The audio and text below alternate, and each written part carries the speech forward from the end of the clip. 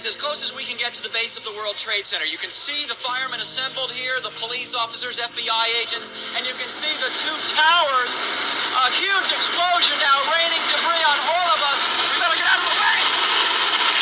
Oh my God, there it goes!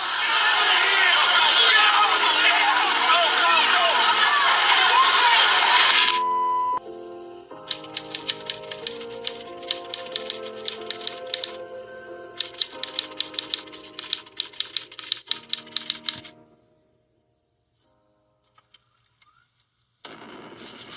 Get ready to read all these words on this page without making a mistake. Look at the letter at the end and remember the sound it makes. Get ready. Kite. Yes, kite. Get ready to read this word the fast way. Get ready. Kid. Yes, kid. Skip.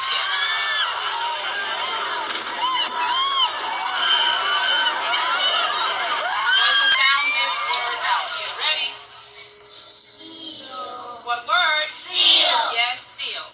Read these words the fast way. Get ready. Plane. Yes, plane. Get ready. Must. Yes, must. Let's read these words the fast way without making a mistake. Get ready. Kite. Yes, kite. Get ready. Kit. Yes, kit. Get ready. Steel. Yes, steel. Get ready. Plane. Yes, plane. Get ready. Must. Holy fuck! Oh my God! Oh my God! Jesus fucking Christ! Get ready. Boys and girls, sound this. Get ready. Yes, man. Get ready. Yeah. Okay, get ready to read the words on this page without making a mistake. When the second plane hit the tower, his chief of staff entered the classroom and told Mr. Bush, the nation is under attack. Count to three. Not knowing what to do, with no one telling him what to do, Yes. and no Secret Service rushing in to take him to safety, Mr. Bush just sat there and continued to read My Pet Goat with the children.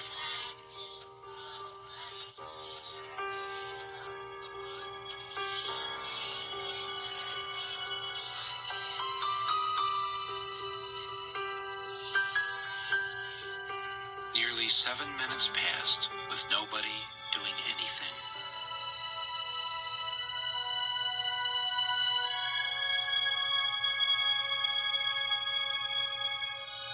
On the day of 9/11, I was at school and we were told to get up under the desk.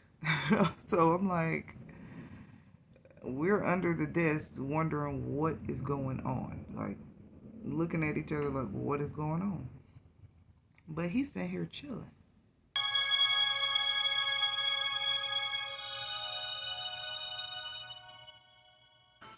American and coalition forces are in the early stages of military operations to disarm Iraq, to free its people, and to defend the world from grave danger. On my orders, coalition forces have begun striking selected targets of military importance to undermine Saddam Hussein's ability to wage war. Could it be that they needed someone to blame it on?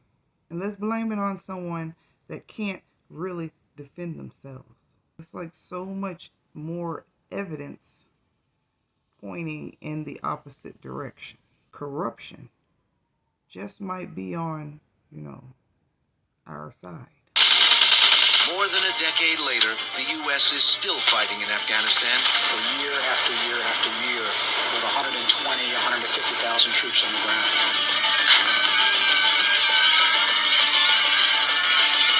I have determined that it is in our vital national interest to send an additional 30,000 U.S. troops to Afghanistan so that they can target the insurgency and secure key population centers. On my orders, the United States military has begun strikes against Al-Qaeda terrorist training camps and military installations of the Taliban regime in Afghanistan. Thousands of people have been killed from barrel bombings in Syria.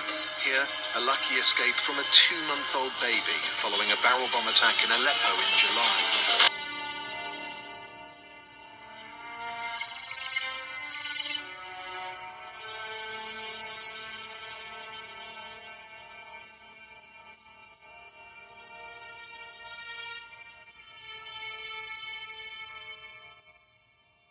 This is tape 1 of 3 tapes on the New Order of Barbarians, referred to on these tapes as simply the New World System.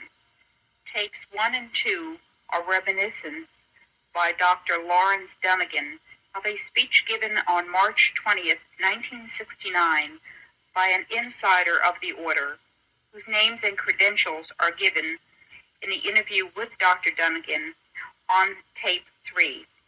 The moderator for these tapes is Randy Engel, National Director, U.S. Coalition for Life.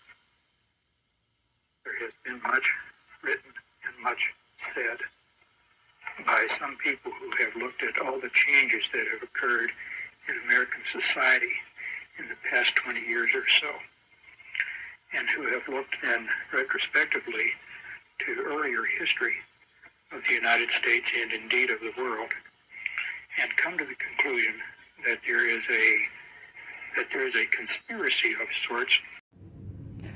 You know, this lady Marina is like a spiritual deity within like the industry, but you see, you know, that's another word for witch, you know, because you see how all of these people respect and love her.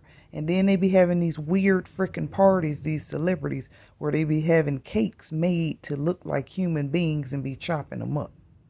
It's just disgusting. I don't know what's going on there. But this ritualistic stuff, it really does be happening. People just don't be talking out of their ass. You know what I'm saying? This stuff is really going on. Y'all need to pay attention. And it's not just with Hollywood and, you know, artists and stuff like that. No, it's bigger than that. And, yeah, this junk is crazy. I want to now describe what I heard from a speaker in 1969, which in several weeks will now be 20 years ago. The speaker did not speak in terms of retrospect, but rather predicting changes that would be brought about in the future. The speaker was not looking from the outside in, thinking that he saw conspiracy. Rather, he was on the inside, admitting that indeed there was an organized power force, group of men who wielded enough influence to determine major events involving countries around the world, and he predicted or changes that would be brought about in the future. And I'm quoting here, "Everything is in place and nobody can stop us now." That's the end of that quotation. He went on, and even people in high positions in governments, including our own, don't really understand how and where decisions are made. He went on to say that the people who really influence decisions are names that, for the most part, would be familiar to most of us, but he would not use individuals' names or names of any specific organizations. But that if he did, most of the people would be names that were recognized by most of his audience. His purpose in telling our group about these changes that were to be brought about was to make it easier for us to adapt to these changes. Indeed, his purpose in telling our group about these changes that were to be brought about was to make it easier for us to adapt to these changes. Indeed, as he quite accurately said, they would be changes that would be very surprising and in some ways difficult for people to accept. And he hoped that we, as sort of his friends, would make the adaptation more easily if we knew somewhat beforehand what to expect. Somewhere in the introductory remarks, he insisted that nobody have a tape recorder and that nobody take notes, which for a professor was a very remarkable kind of thing to expect from an audience. Something in his remarks suggested that there could be negative repercussions against him. He's being made deliberately defective and unreliable. Not only was to tear down patriotism, but to be just a little source of irritation to people who would use such things. again, the idea that you not feel terribly secure, promoting the notion that the world isn't a terribly reliable place. The United States was seen as continuing to be sort of the keystone of this global system. This is sort of an aside, but I think I'll explore the aside before I forget it more. Population shifts were to be brought about so that people would be tending to move into the Sun Belt. There would be sort of people without roots in their new locations. And traditions are easier to change in a place where there are a lot of transplanted people as compared to trying to change traditions in a place where people grew up and had an extended family where they had roots. Did you hear what this man said about roots being so important? When you put people in a diverse type of a community, they slowly become stripped away from their roots. Once that happens, they're more likely to change. Well, then this is a strategy to break down conservatism. When you take away industry and people are unemployed and poor, they will accept whatever change seems to offer them survival, and their morals and their commitment to things will all give way to survival. We would all become citizens of the world rather than citizens of any one country.